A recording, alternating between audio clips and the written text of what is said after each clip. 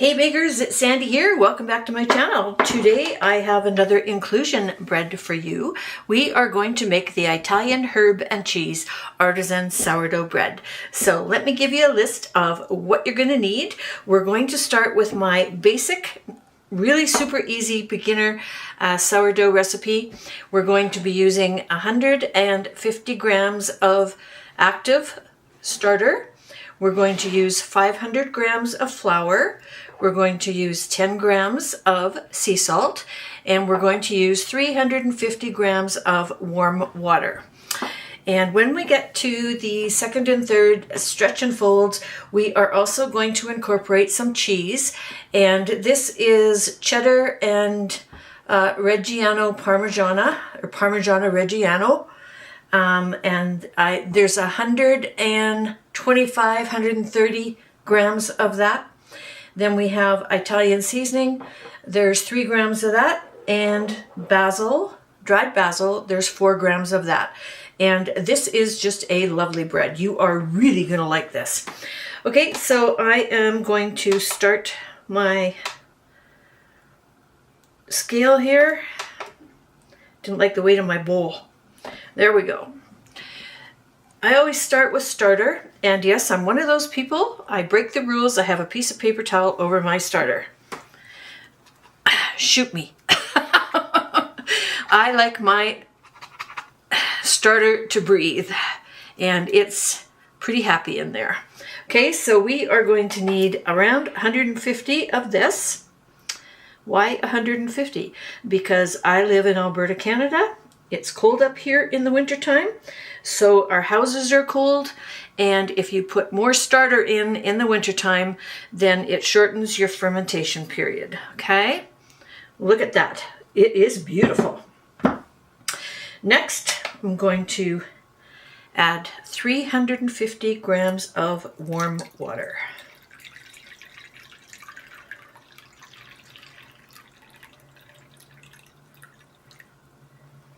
$357. I'm a little over. No worries. I don't play in exacts. Okay, somebody probably told you to buy one of these. Yes, it does mix dough really, really well, but let me tell you about how hard this is to clean. Use the other end. I use the end of a wooden spoon because it's so much easier to clean. And of course, you don't want any of this mixture going down your drains in your kitchen or anywhere else in your house. So you want to be able to wipe as much of the dough off with a paper towel before you wash your utensils so that you don't plug up your drains. This stuff is like cement when it gets into your drains. Okay, so you just want to give this a good stir. It just takes a couple of minutes to really break this down and get it well dispersed. You could use a whisk if you wanted to, but again, this is a whisk. Okay, but the problem is cleaning the tools. Okay, we're getting close.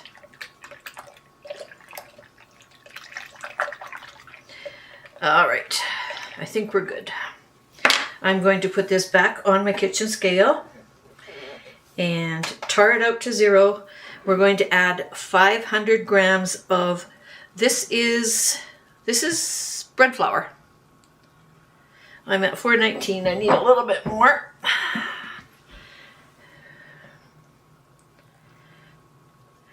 And again, you don't need to be dead on. I'm over 502, no biggie. 10 grams of salt. I did weigh that out before. Okay, and what we're going to do is we're going to mix this. And what you want is a shaggy ball, but you want all of this flour nice and wet. I forgot to bring my bowl scraper up. Oh well, I'll grab it next time.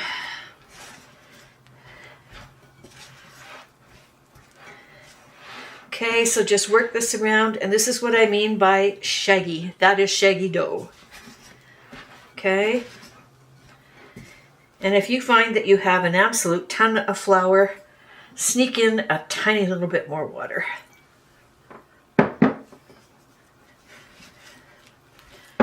Okay. Now what we're going to do is We're going to let this sit for half an hour. I'm going to cover it with some saran wrap, And then I'm going to come back in half an hour and we're going to start our stretch and folds.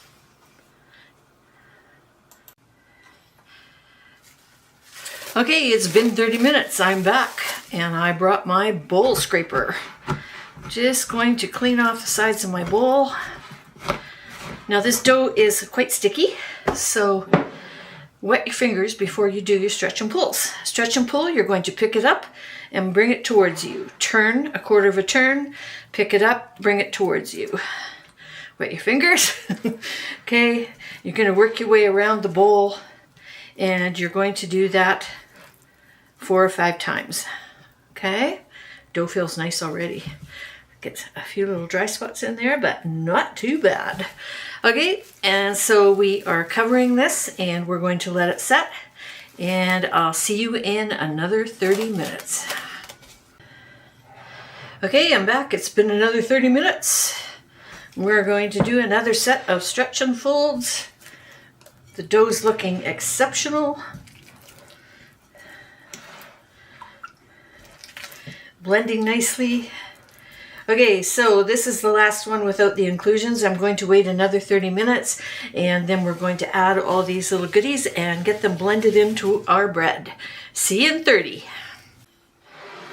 Okay, it's been another 30 minutes. Now we're getting to the good stuff. We're going to dump all of this in. And this is going to get very messy, so make sure you got some paper towel handy. Okay.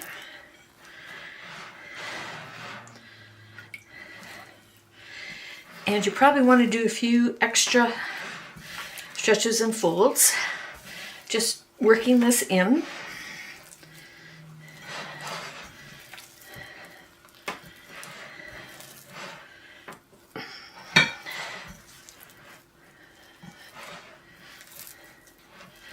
Okay, and picking up as much as you can.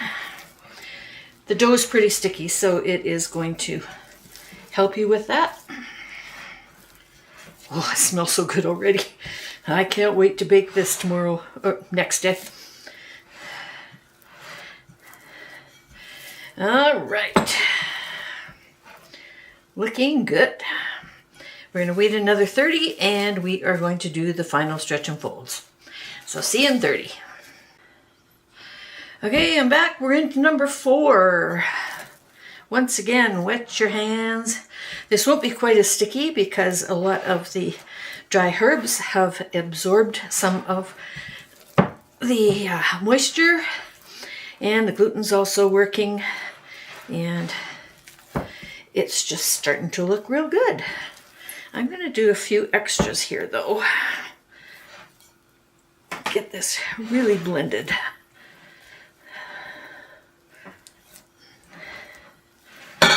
Okay,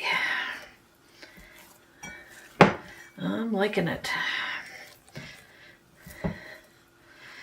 Okay, you've got a little bit of goobies on the bottom. Okay, and what I'm doing is I'm just kind of going like this and working it in.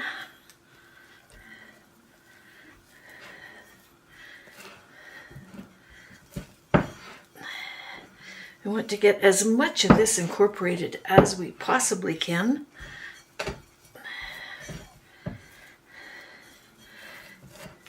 Okay, and like I said, I am going to roll it over, and there we go. Okay, so next step is fermentation, and this is done on the counter, and you want to cover it either with saran wrap or a wet kitchen towel. If you put a dry towel over top of it, it's going to dry out and you're going to get a nice crusty finish on the top of your dough. And we don't want that. We want to keep it nice and moist. And what's going to happen is in about 10 or 12 hours, it's going to almost double in size and it's going to dome a little bit.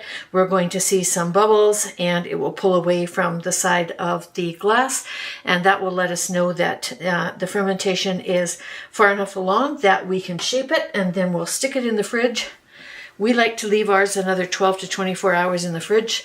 The longer you leave it in there, the more sour your flavor is going to be, and we like the sour.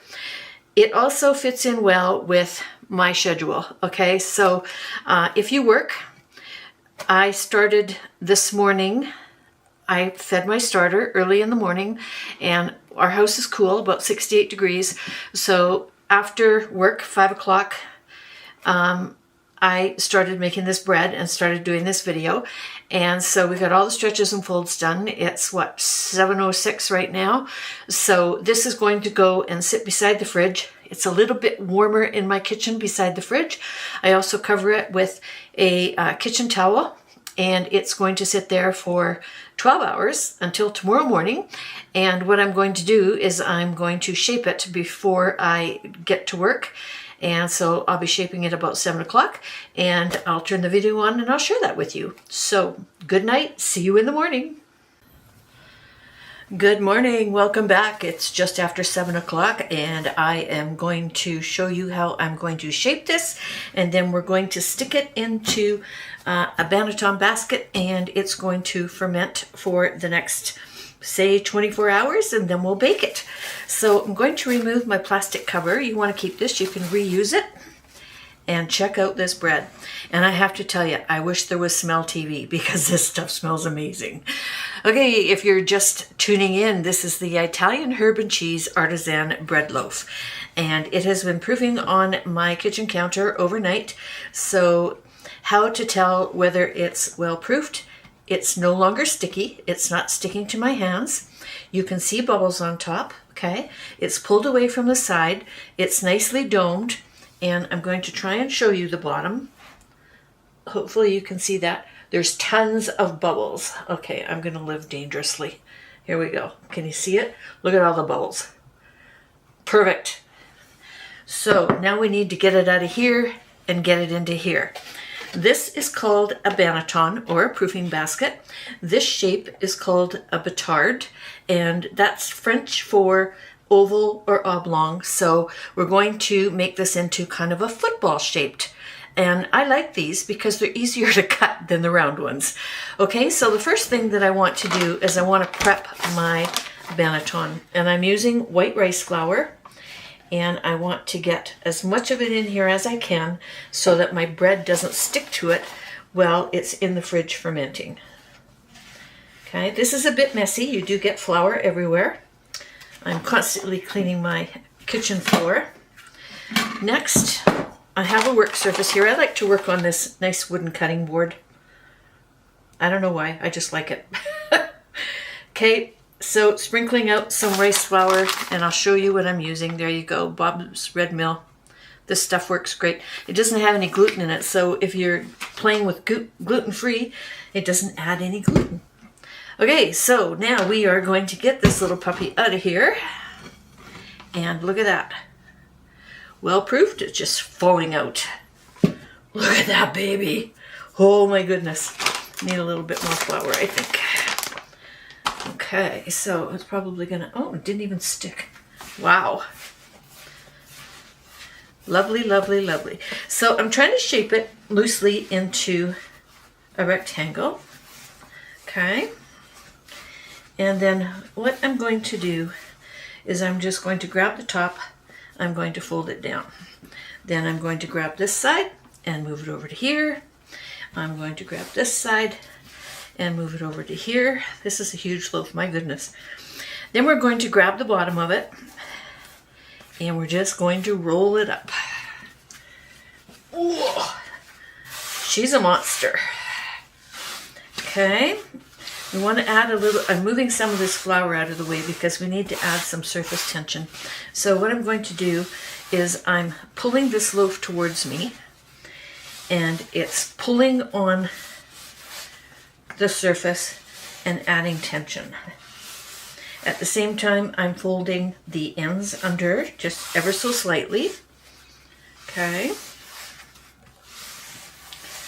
Beautiful, beautiful, beautiful. Oh, look at that baby. I'm going to pop that big bubble. There we go.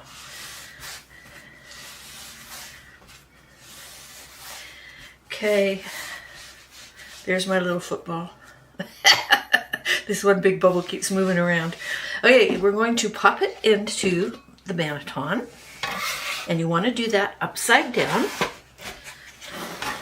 And then we're going to squeeze the join tight.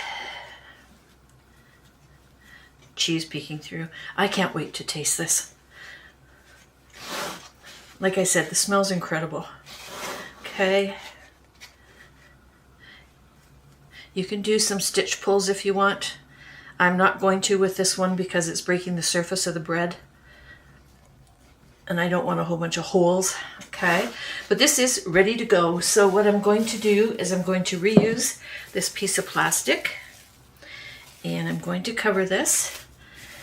And then second measure, I like to use a big old plastic bag. And we're going to pop the whole thing in. Leave a little bit of air in there. Okay, and we're going to pop it in the fridge.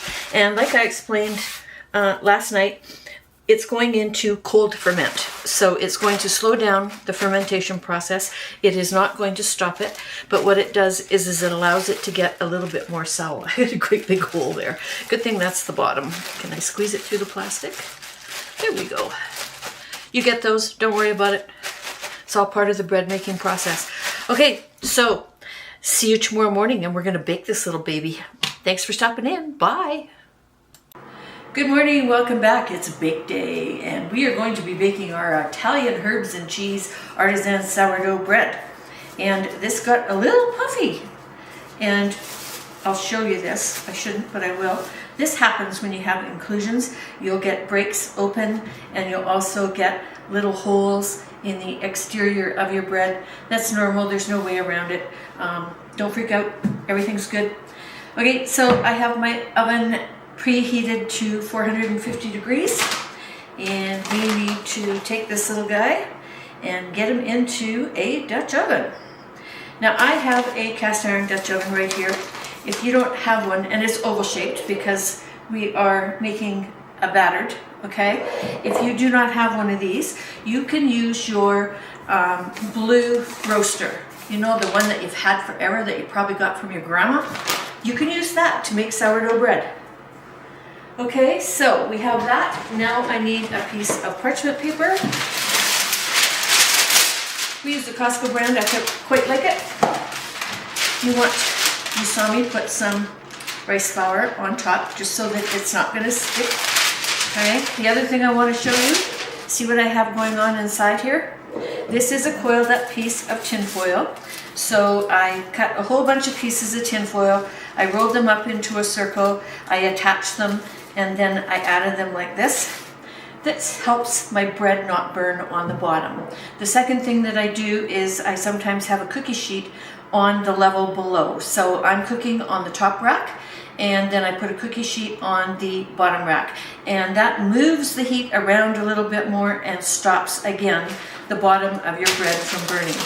Okay, so you want to stick your hand firmly on your bread, flip it upside down, get rid of this little guy. Look at that. Oop. All right, so now we're going to do some scoring. I'm going to turn this a little bit. And there's two kinds of scores. Okay, there's decorative scores and there's expansion scores. And you want to do your decorative scores first because your expansion score is what makes your ear. And you're going to make a very, very deep mark down the side and it's going to blow everything open, which means it's going to move a lot, okay? I usually like to have my ear down this side. And so what I do is I decorate this side. And I'm just going to do a simple little wheat pattern down this side, and I'm not scoring very deep. I'm probably sticking the razor blade in about, I don't know, 1/4 inch. Okay, I don't know if you can see that. You'll see it once we get out of the oven because it opens up. Okay, the expansion score, get mean with it. All the way down, 1/2 inch deep. You want this little baby to open up. Okay, then we just simply pick this up, put it in the roaster, or in this case, We've got the oven. I'm going to put the lid on it and we're going to bake it. Okay, we've baked for 35 minutes. And I gotta tell you, the house smells amazing. I am just going to peel back the paper. So at this point, we're going to take the lid off and we're going to put it back into the oven for another 18 minutes. But I wanted to share with you what the bread looks like so far. Woohoo!